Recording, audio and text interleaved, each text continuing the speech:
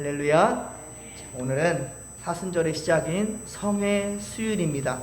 거룩하게 모이는 수요일이라 해서 성회 수요일 이렇게 말합니다. 모든 절기는 주일부터 시작되거든요.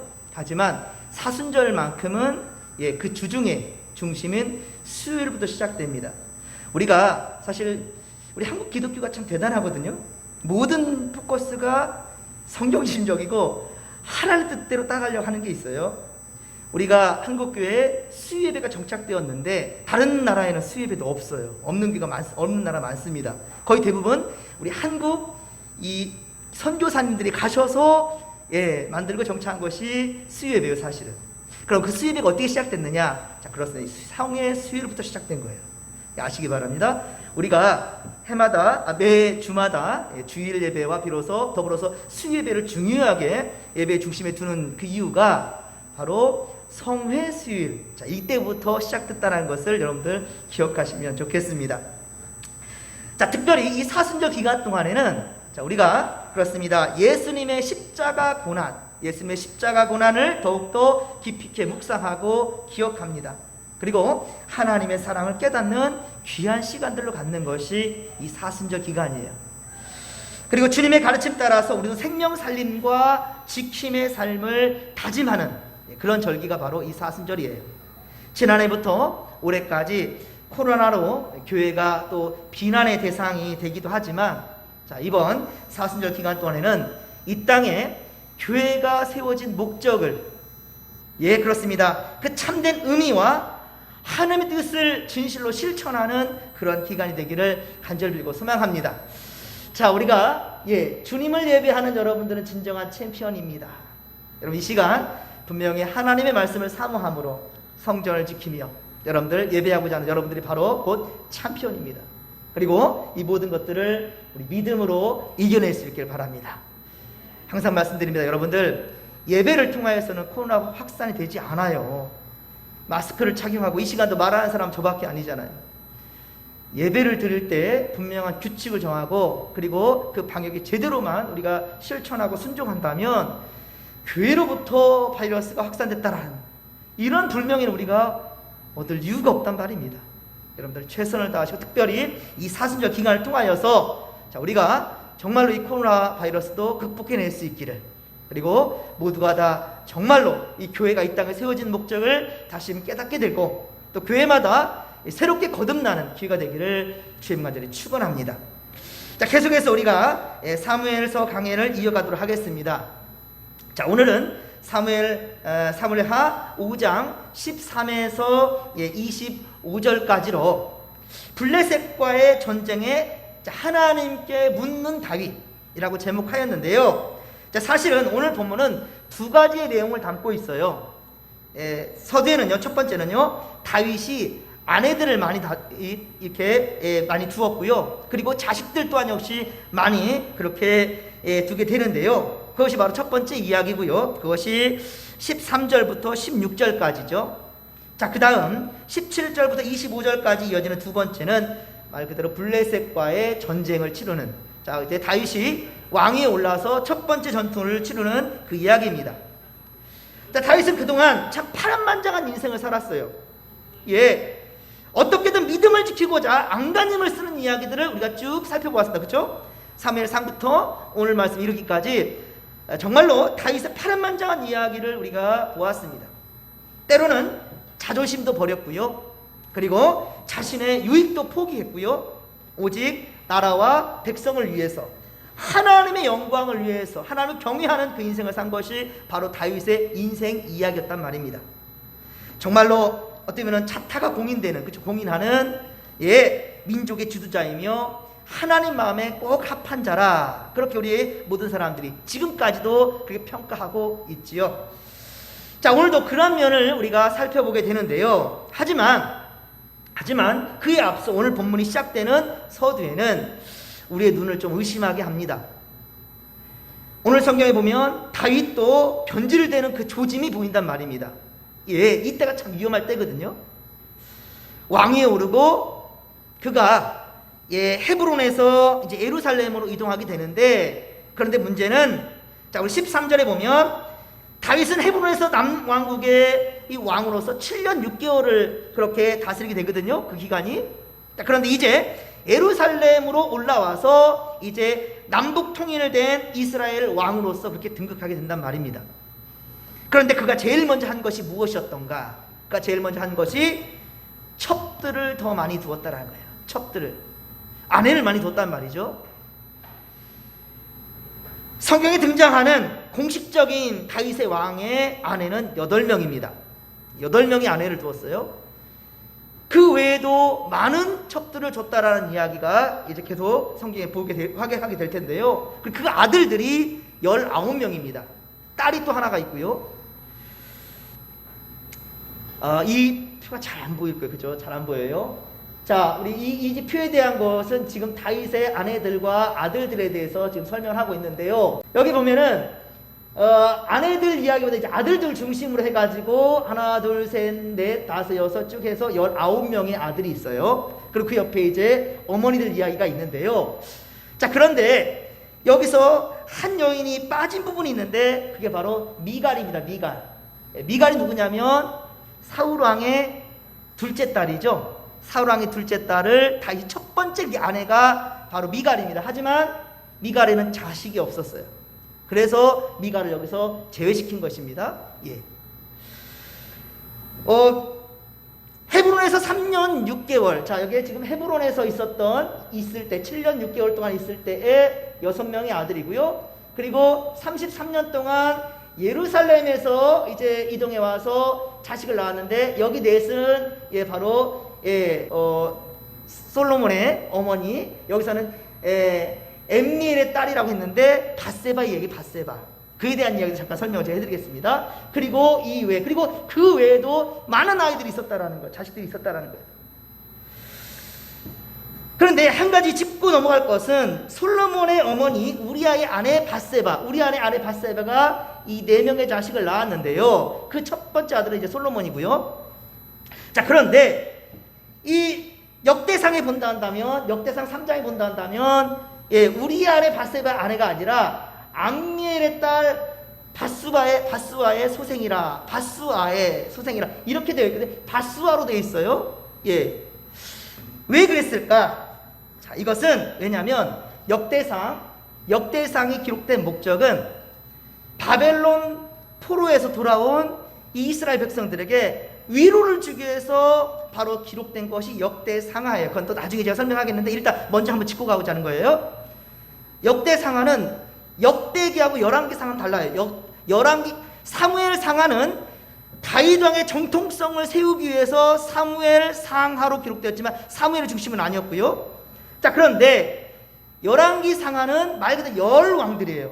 그러니까 이스라엘 나라뿐만 아니라 이스라엘 주변의 많은 나라들까지, 그리고 남북 이야기까지 다 같이 포함되어진 것이 열왕기상하고요. 역대기상하는 오직 유다 중심입니다. 역대상하는. 그래서 우리가 역대 대통령 하면은 저 미국의 트럼프 대통령 안 들어가죠?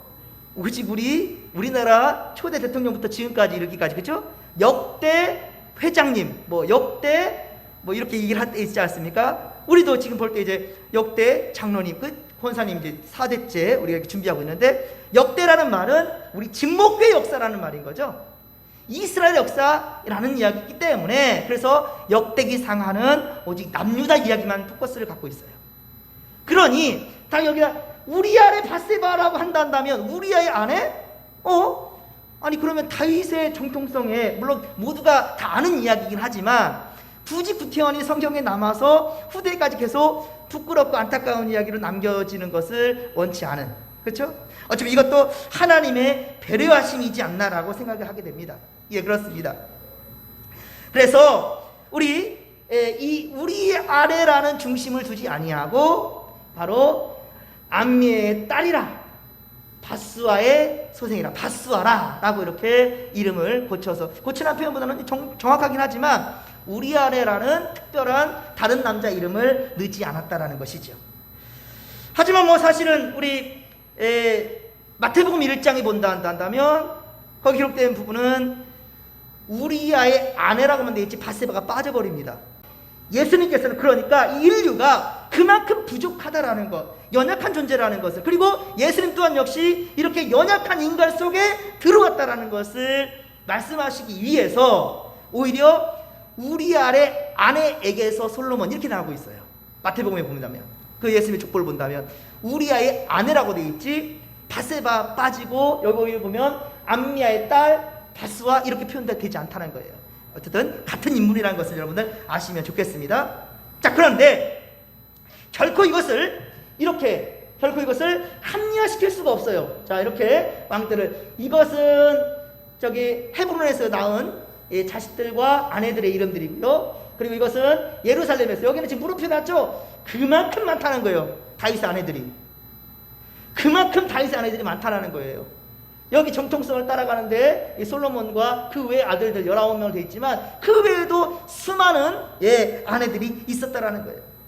그러면 이 지금 다윗의 아내들을 이렇게 많이 두고 있는 이것을 정당화시킬 수 있겠는가? 역대 그 누구도 아내를 이렇게 많이 두었던 적이 없었어요.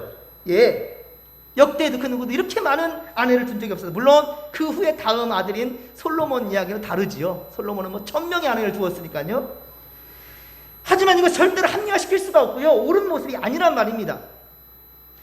하나님은 최초에 아담을 지으셨을 때, 자, 하나님 뭐라고 말씀하셨습니까? 자, 우리 자, 창세기 하나님 말씀 한번 읽어봅시다. 시작. 남자가 부모를 떠나 그의 아내와 합하여 둘이 한 몸을 이룰지로다. 아멘. 둘이 한 몸을 이룰지라고 우리 하나님 그렇게 말씀하셨어요. 또한 신약에 갔을 때에도 예수님이 말씀하십니다. 함께 시작. 그런즉 이제 둘이 아니요 한 몸이니 그러므로 하나님이 짝지어 주신 것을 사람이 나누지 못할지니라. 마태복음 19장 6절에 하나님 이렇게 말씀하십니다. 예수님께서 이렇게 말씀하셨어요. 성경이 말하는 것은 일부 다처제가 절대 아니란 말입니다. 그런데 많은 사람들은 구약에는 하나님이 이렇게 일부 다처제를 허용하셨다라고 얘기하는데 인간의 말이에요. 제가 항상 말씀드리지만 저는 성경을 성경대로 봐야 된다고 생각합니다. 성경에는 어느 한 구절도 그 말이 없어요. 사람이 만든 제도이고 사람이 육신의 성욕을 제하지 못하고 만들어낸 잘못된 거예요, 여러분들. 어떤 이들은 하나님께서 구약시대 때 일부 다처제를 허용했다 아니란 말입니다. 아브라함도 야곱도 다윗도 솔로몬도 모두 자신들의 결정이었어요. 오늘 말씀에도 보십시오. 하나님께서 허락하셨다라는 게 있습니까? 하나님께서 야 야곱아, 아니 그 다윗아, 너 가서 이 아내들을 취하라 그랬습니까? 없어요. 아닙니다. 이거는 순전히 육신적인 욕심이에요. 인간의 본능적인 어떠한 짐승적인 잘못된 거예요. 하나님의 결정이 아니었다는 것을 분명히 여러분들 아시기 바랍니다. 그렇지 않다면 아담에게도 어때요? 갈빗대 여러 개를 취했겠죠. 하지만 하나님은 갈빗대 하나만 취했어요. 그리고 둘이 합하여 하나가 되라고 주님 말씀하셨어요. 예수님도 둘이 합해 하나가 된다, 한 몸을 이룬다라고 말씀했다는 거예요. 자, 그리고 오늘 보면 13절은 앞으로 다윗이 사무엘하 11장에 보면 말 그대로 우리아의 아내 바세바를 간음하는 이야기가 나오는데 그에 대한 예고편이에요. 다윗이 하나님 앞에 가장 악한 짓을 한 것이었죠. 즉 그것도 10계명 중에 제7계명이 무엇입니까? 간음하지 말지니라예요. 제7계명이 간음하지 말지니라. 제10계명이 무엇입니까? 제10계명 바로 내 이웃의 집을 탐내지 말지니라 라고 말했어요. 하지만 다윗은 우리의 아내를 탐했고 그리고 결국은 빼앗지 않습니까? 간음하지 않습니까? 열왕기상 11장에 보면 솔로몬이 1000명의 아내를 그렇게 두게 되는데요. 그 때문에 하나님의 명령을 어기게 되었고 결국은 우상숭배에 빠지게 되고 결국은 이스라엘이 또다시 북이스라엘 남유다로 쪼개지는 그러한 멸망의 또한 길까지 이어지게 되는 것을 앞으로 계속해서 우리가 살펴보게 될 것입니다. 자, 이제 오늘 보면 17에서 25절까지는 다윗이 명실공히 이스라엘의 통일왕으로서 첫 전쟁을 치르게 되는데요. 역사적으로 끊임없이 이스라엘을 침략하는 그 바벨론, 이 블레셋이 있었단 말입니다. 끊임없이 블레셋은 이스라엘 공격하고 그렇게 침략하는, 조선시대 때부터 근현대화까지, 그렇죠? 참 현근대사에 이르기까지 끊임없이 우리나라를 그렇게 침략하는, 어떻게 보면 이웃나라 일본과도 같습니다. 일본과 우리나라를 블레셋과 이스라엘 이렇게 봐도 부족함이 없을 정도로 그렇습니다. 그런데 오늘 본문에서 주목해야 할 것은, 오늘 본문에서 꼭 주목해야 될 것은 승리의 기쁨보다도 그 내면에 있는 다윗의 자세입니다.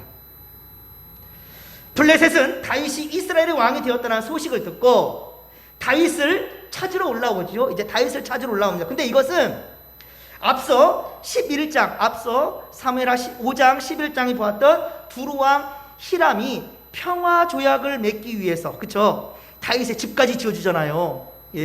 두루왕은 다윗의 집까지 11절에 보면, 그쵸? 지어주잖아요. 근데 이러한 상황으로 평화 조약을 맺기 위해서 다윗에게 찾아온 것이 아니었어요. 바로 전쟁을 하기 위한 목적이었죠. 자, 이에 다윗은 먼저 무엇을 하였습니까? 자, 다윗이 블레셋을 마주할 때 그 전 다윗이 한 행동이 무엇이었습니까? 19절에 보면 자, 뭐라 합니까? 다윗이 여호와께 여쭈어 이르되 내가 블레셋 사람에게로 올라가리이까? 여호와께서 그들은 내 손에 넘기시겠다니까. 즉 하나님께 물었다라는 거예요. 하나님, 내가 어떻게 하면 좋겠습니까? 하나님께 기도했다라는 것이죠. 지금 전쟁이 코앞의 상태예요. 이 상태에서도 다윗은 인간의 생각 방법이 아니라 하나님께 물을 줄 아는 그런 자였다라는 거예요. 이에 다윗은 분명히 하나님께 물었다. 이것은 어디에 저기를 두느냐면 사무엘상 17장 47절, 사무엘상 17장 47절에 골리앗을 쓰러뜨렸을 때 다윗의 그 모습과 매우 똑같습니다. 변하지 않았다는 거예요. 다윗은요. 그때에도 내 능력, 내 힘으로 어떻게 해보려는 것이 아니라 뭐라 합니까? 여호와의 구원하심이 어디에 있다? 칼과 창에 있지 아니하다. 전쟁은 누구에게? 여호와께 속했다. 이것을 다윗은 분명히 잊지 않았던 거예요. 때문에 지금 당장 전쟁을 치르는 상황인데도 불구하고 내 힘이 아니라 하나님이 하실 것을 확신 가지고 주 앞에 나간 거예요. 그리고 내가 어떻게 하오리까? 라고 물었던 것이지요. 그렇습니다. 사실 다윗이 이번 전쟁은 매우 중요한 상황입니다. 이 전쟁을 이겨야만 자기가 남유다에 속했던 왕만이 아니라 이스라엘 전체를 보호하고 지도하는 명실공히 내가 이스라엘 왕이다라는 것을 어떻게 보면 이제 표명하고 보여줄 수 있는 그러한 절호의 기회였지요. 그렇습니다. 근데 이 기회 때에 그는 어떻습니까? 자신의 용맹함과 그 전술적인 능력이 있는 것이 아니라 하나님의 명하신 거에 달려있다는 것에 확신하였던 거예요. 하나님은 다윗의 손에 블레셋을 이제 넘기셨습니다. 그리고 다윗은 첫 승리를 거두게 되지요. 르바임 골짜기에서의 승리는 다윗에게 있어서 매우 중요한 거였어요. 사실은요. 물론 초대 이제 남북 전체적인 이제 통일 국가의 왕으로서도의 그 면모를 보여줄 필요도 있겠지만은 또 하나는 뭐였냐면 바로 이 르바임 골짜기예요. 이 르바임 골짜기는 예루살렘의 서남쪽에 있는 골짜기인데요. 이곳은 상당히 비옥한 지역이었대요. 그래서 이곳에서는요, 정말로 이 농작물의 수확이 풍성하여서 곡창지대였다는 거예요. 그러니까 이 땅을 지키는 것은 왕으로서 매우 또 중요하겠죠. 왜? 이 곡창지대에서 그렇죠? 식량이 나와야 또 백성들이 풍족하게 먹고 마실 거 아니겠습니까? 그러니까 이곳을 꼭 지켜야만 하는 사수해야만 하는 다윗 왕의 사명이 또한 있었던 거죠. 이사야 17장 5절에 보면 마치 추수하는 자가 곡식을 거두어 가지고 그의 손으로 이삭을 벤 것 같고 르바임 골짜기에서 이삭을 주운 것 같으니라 라고 말하고 있어요. 르바임 골짜기에서, 그러니까 그만큼 르바임 골짜기가 그렇게 중요한 지역이다 라는 것을 얘기하고 있는 겁니다. 우리 18절 말씀이죠. 르바임 골짜기에 가득히 모였어요. 그들이 이곳을 사수해만 했다는 거예요. 자, 그 다음에 다윗의 모습을 또한 한번 보십시오. 자, 20절입니다. 20절에 보면 자, 이 전쟁에서 승리하거든요. 자, 승리한 다음에 다윗이 어떻게 했는가가 중요한 거예요. 자, 우리 20절 말씀인데요. 같이 한번 읽어볼까요? 20절입니다. 다윗이 바할 브라심에 이르러 거기서 그들을 치고 다윗이 말하되 여호와께서 물을 흩음같이 내 앞에서 내 대적을 흩으셨다 하므로 그곳 이름을 바할 브라심이라 부르니라. 아멘. 할렐루야. 보십시오. 다윗은 이 승리를 누구에게 돌리고 있습니까? 하나님께 돌리고 있어요. 하나님께. 인간적으로 봤을 때는 내가 왕이야 받느냐? 내가 이스라엘의 왕이야. 자기 어떤 용맹함을 그렇게 보이는 그런 모습이 취할 수 있었을 텐데, 그런 세레모니를 막, 그쵸? 하지만 다윗은 아니었어요. 그의 세레모니는 나를 위한 것이 아니라 하나님께였어요. 바할 브라심이라. 이 바할 브라심이라는 것이 곧 여호와께서 물을 흩음같이 내 앞에서 내 대적을 흩으셨다 라는 거라. 그리고 21절에 보면 전세가 어려워지니까 이 블레셋 분이 도망하지 않습니까? 자, 그렇습니다. 그들이 전쟁해 올 때 그래도 다윗을 알아요, 이스라엘을 알아요. 이 형편을 알지 않습니까? 블레셋. 그러니까 자기들이 힘만으로 되지 않는다는 것을 알았어요. 왜? 다윗이 그동안 항상 하나님을 의지하고 나왔던 것을 블레셋 사람들 똑똑히 보았거든요. 그렇죠? 그러니까 자신들도 그래, 우리가 믿는 하나님, 믿는 바알 그 우상을 붙들고 나아가자. 이 전쟁에 무엇을 가지고 왔느냐? 바알 우상을 가지고 나온 거예요. 그런데 어떻습니까? 패하고 말았습니다, 이스라엘에게. 그러니까는 걸음하나 살려라, 살아있는 사람들 도망가는데 바알 신상은 거두갈 시간적인 여유도 없는 거예요. 그들이 전능한 신이라고 믿고 막강한 신이라고 의지했던 바알 신을 버리고 간 거예요. 그러니까 그것을 어떻게 합니까? 다윗과 그의 부하들이 그것을 치웠더라라는 거예요. 여기에는 다윗의 그 마음이 있었겠죠. 하나님이 주신 이 땅에, 특히 이 비옥한 땅에 바알 신상이 딱 박혀있다고 생각하십시오. 해보십시오. 그렇단다면 또 많은 사람들이 세월이 지나면서 야, 이 비옥하게 된 것이 이 바알 때문이구나, 그렇게 믿겠죠. 흔적을 지우는 거예요, 잘못된 것을. 예?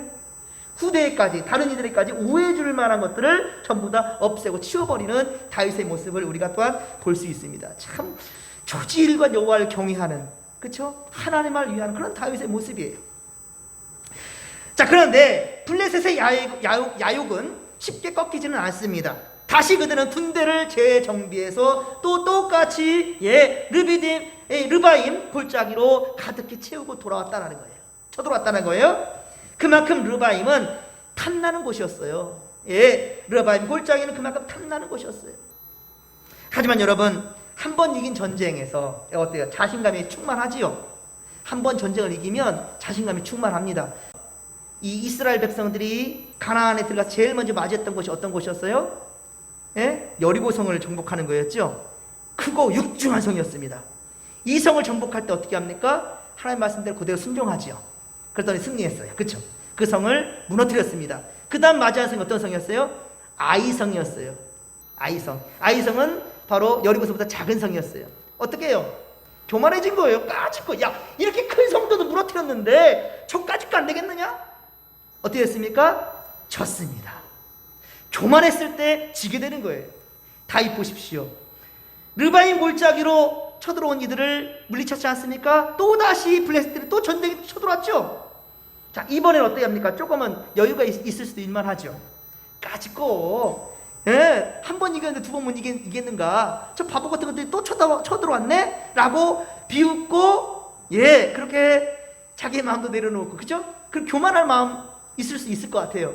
하지만 다윗은 어떻게 합니까? 이번에도 역시 23절 보십시오. 오늘 보면 23절 보면 이번에도 역시 다윗은 어떻게 하여? 여호와께 여쭈니.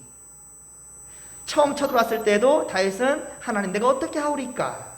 두 번째 또 쳐들어왔는데 교만하거나 인간의 방법 생각하지 않고 또다시 똑같이 하나님께 묻는 것을 보게 되지요.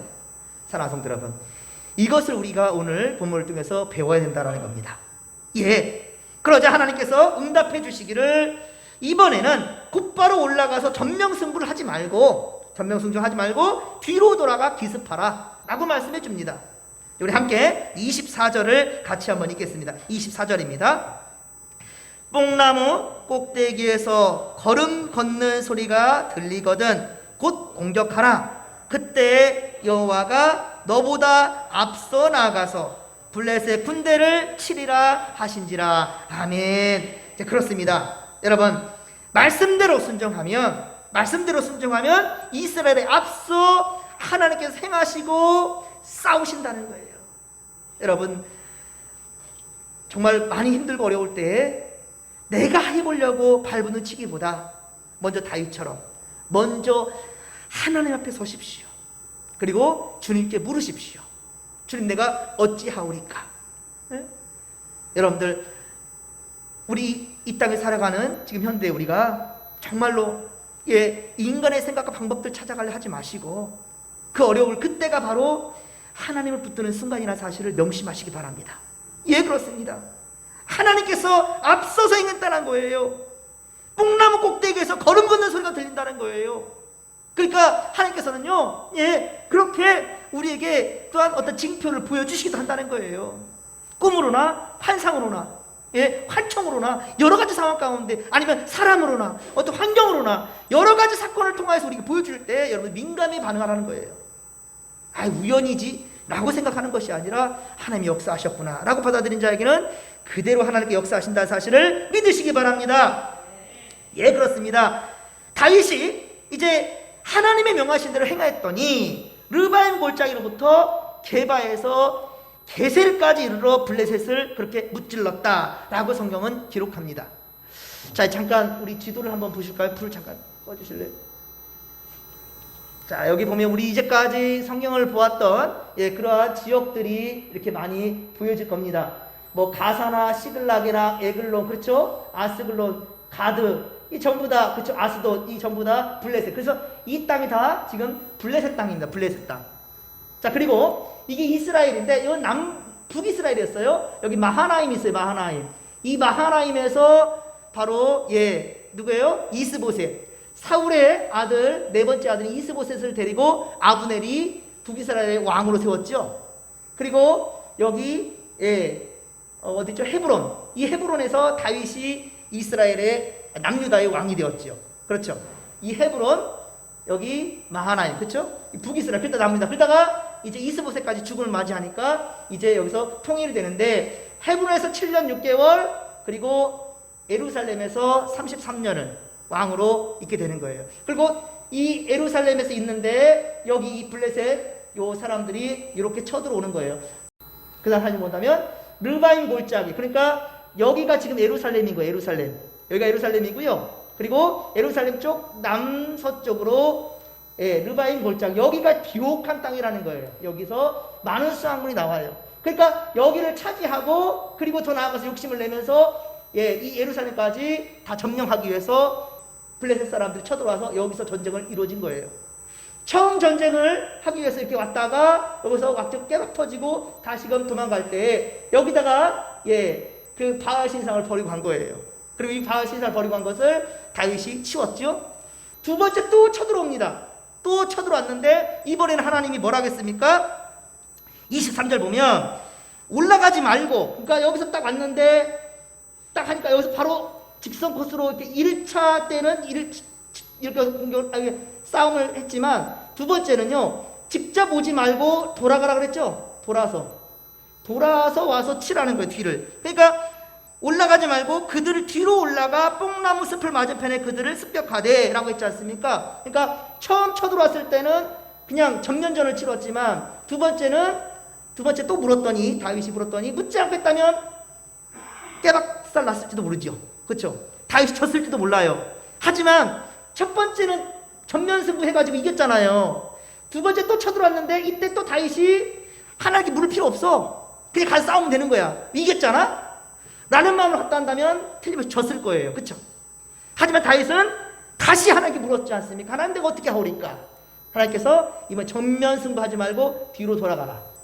뒤로 돌아가서 쳐서 그들을 파하니까, 뒤로 가서 쳐버리니까 이들이 아이고야 놀래가지고 도망가는 거예요. 한편 도망간 것은 게바로 도망갔고요. 또 하나 도망간 것은 게셀까지 도망간 거예요. 근데 다윗이 쫓아가가지고 게바에서 박살내고 또 쫓아가서 게셀까지 가서 박살내는 거예요. 만약에 하나님께 묻지 않았다 한다면 어떻게 됐을까? 그렇죠? 그러니까 다윗이 얼마나 하나님께 묻는 그 방법이 최고의 전술이라는 것을 다윗은 알았던 거예요.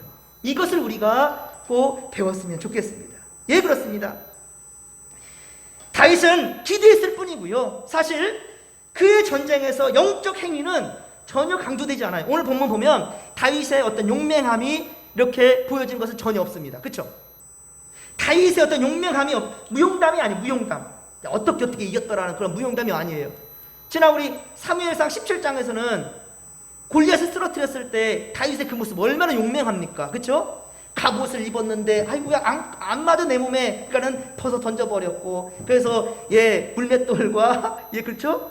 그렇게 나아가서 골리앗을 쓰러뜨리는 그 무용담이 쫙 기록되어 있지 않습니까? 그런데 오늘 본문에서는요, 그런 모습이 없어요. 그가 분명한 것은 이룬 것이 아니라 하나님께서 이루셨다는 하나님의 승리라는 것을 오늘 본문을 통해서 말씀하고 있는 거예요. 예, 그렇습니다.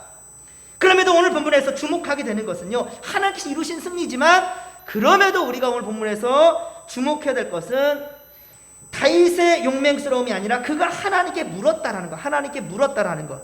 그래서 19절과 23절에서 다윗이 첫 번째나 두 번째 전쟁에서나 항상 하나님께 아뢰었더라, 하나님께 물었더라, 여쭈오되 라는 게 오늘 본문에서 우리가 꼭 체크해야 될, 기억해야 될 핵심 단어입니다.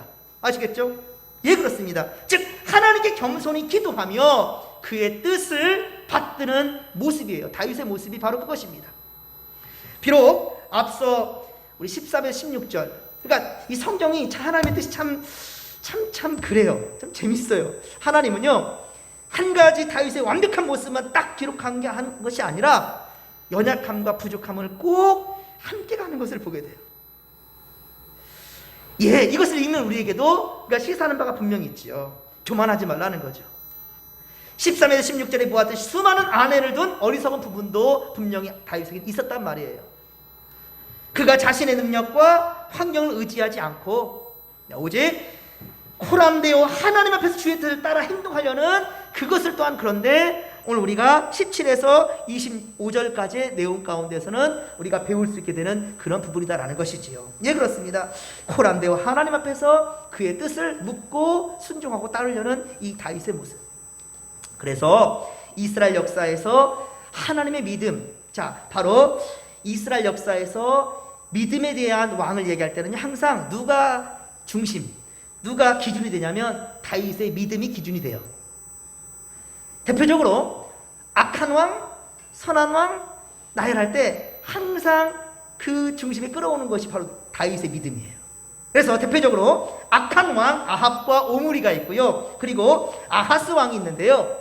열왕기하 16장 2절에 보면 아하스가 왕이 될 때 나이가 20세라 예루살렘에서 16년간 다스렸으나 그의 조상 다윗과 같지 아니하여, 다윗과 같지 아니하며, 이런 말들이 많이 나와요. 예, 다윗과 같지 않았다. 이 악한 왕에 대해서 얘기한 거예요. 그가 하나님 여호와께서 보시기에 정직히 행하지 아니하였더라. 예, 아하스와 악한 왕. 반대로 그러면 선한 왕의 대표 주자를 한다면 히스기야와 요시야 왕이 있습니다. 히스기야도 요시야도 모두 다 종교개혁을 일으킨 사람이에요. 예, 잘못된 것을 뜯어고치는 일에 앞장섰던 것이 히스기야와 요시야입니다. 자, 히스기야가 그의 조상 뭐라고요? 다윗의 모든 행위와 같이. 항상 이게 그냥 대명사처럼 쫓아가요. 여호와께서 보시기에 정직하게 행하여 라고 히스기야 왕을 얘기하고 있고요. 또 하나 더 보십시다. 요시야가 여호와 보시기에 정직히 행하여 그의 조상 뭐라고요? 다윗의 모든 길로 행하고 라고 되어 있어요. 모든 상황 가운데 믿음을 얘기한다면 다윗을 대명사처럼 다윗이 모든 왕들의 기준이 되었다는 기준이.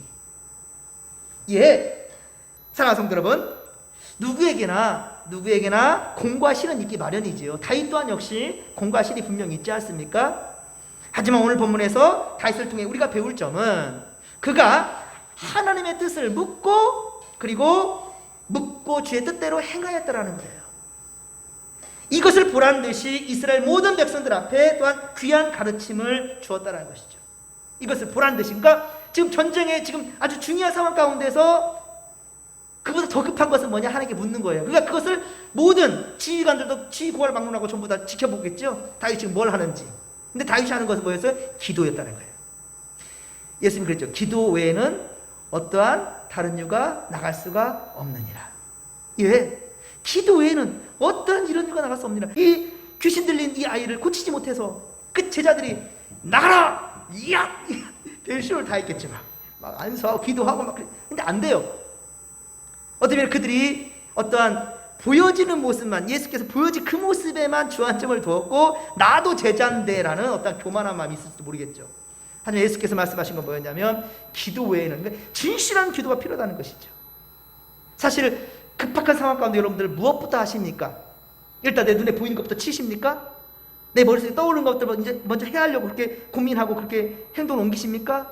여러분, 제일 먼저 기도하는 처소를 찾으시고, 할렐루야, 먼저 코란데요, 하나님 앞에서 기도하는 것이 우선순위라는 것을 명심하시기 바랍니다. 부탁드립니다. 여러분들이 바로 우리 다윗처럼, 히스기야나 요시야에게, 그 외에 많은 왕들에게도 다윗의 모든 길을 행했더라, 다윗의 행함처럼 따랐더라, 이런 말을 들을 수 있도록 여러분들이 그러한 믿음의 초석들이 되기를 주님 간절히 축원합니다. 그런 선구자들이 되어 주십시오. 믿는 자의 본이 되어 주십시오. 우리 친구 성도님, 정말로 절해야 세례 받는다라는 것을 직접 보여주는 것 같아요. 정말 지금 세례가 가까울수록 수요예배까지 빠지지 않고 주일 예배 최선을 다하고 아침에 새벽 예배 최선을 다해 들어요. 조금만 늦게 오면 목사님 왜 안 올리십니까? 그래요. 그런 열정과 열심이 어쩌면 우리 진목회 앞으로 대대로 세례받는 모든 자들의 표준이 되기를 주님 간절히 축원합니다. 여러분들도 믿는 자의 본이 되어 주시길 바랍니다. 우리도 모든 상황 속에서 오직 주님을 바라보면서 주의 뜻에 순종함으로 승리하는 인생을 항상 경험하며 살기를, 특별히 이 사순절 기간 동안에 그것을 경험할 수 있기를 주님 간절히 축원합니다. 축원합니다. 좋으신 하나님 감사합니다. 오늘 우리가 다윗을 보았습니다. 원래 인간적인 연약한 모습, 악한 모습도 보지만 하나님 뜻대로 따르지 못하는 모습도 있지만, 그러나 그가 항상 무슨 일을 하든지 먼저 하나님께 묻는 자세가 있다라는 것, 기도 외에는 어떠한 이런 유가 나갈 수 없다라는 우리 예수 그리스도의 말씀처럼, 주여 우리도 다윗처럼 정말 항상 모든 상황 가운데 주님과 소통하며 주님께 묻고 주의 뜻대로 행할 수 있는 그러한 믿음을 더하여 주시옵소서. 함께할 줄 믿사오며 감사를 드리고 거룩하신 예수님의 이름으로 기도하옵나이다. 아멘. 감사합니다. 여러분들, 코로나가 또 계속 또 확산되는 가운데 있어요. 여러분들 정말 더 열심히 기도하십시다. 그리고 정말 우리 사순절 기간 동안에 우리 정말 어떻게 행해야 되는 것인지, 오늘 첫날이었는데요, 다윗을 통해서 우리가 기도 외에는 없다라는 것, 기도가 바로 승리하는 길이라는 것, 주님의 역사를 움직일 수 있는 바로 키워드라는 것을 우리가 잊지 않았으면 좋겠습니다. 사순절 기간입니다. 최선을 다해 정말 우리가 예수 그리스도의 십자가를 묵상하며 우리 보냈으면 좋겠습니다. 권사임직 교육은 이제 돌아오는 토요일부터 교육이 진행이 되겠고요. 김기학 집사님, 유진 집사님 위해서 여러분들 기도해 주시길 부탁드립니다. 부활절 또 세례는 4월 4일이 진행되는데, 이번 주 돌아오는 주일 10시부터 계속해서 교육이 진행되도록 하겠습니다. 여러분 최선을 다해서 우리 사순절 기간 동안에 예수님의 제자 된 도를 다할 수 있기를 간절히 빌고 소망합니다. 우리 함께 찬양합시다. 384장 우리 찬양으로 고백합니다.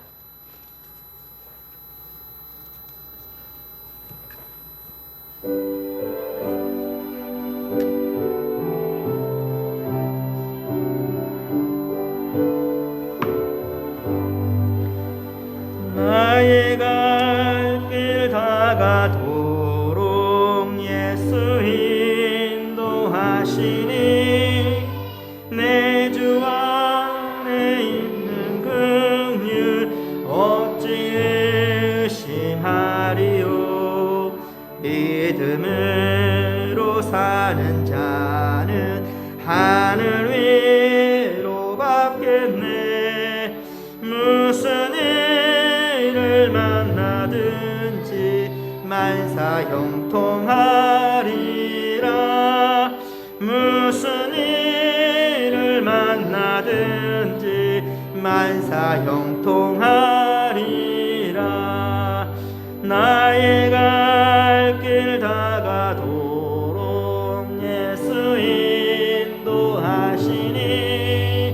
어려운 일 당한 때도 족한 은혜 주시네.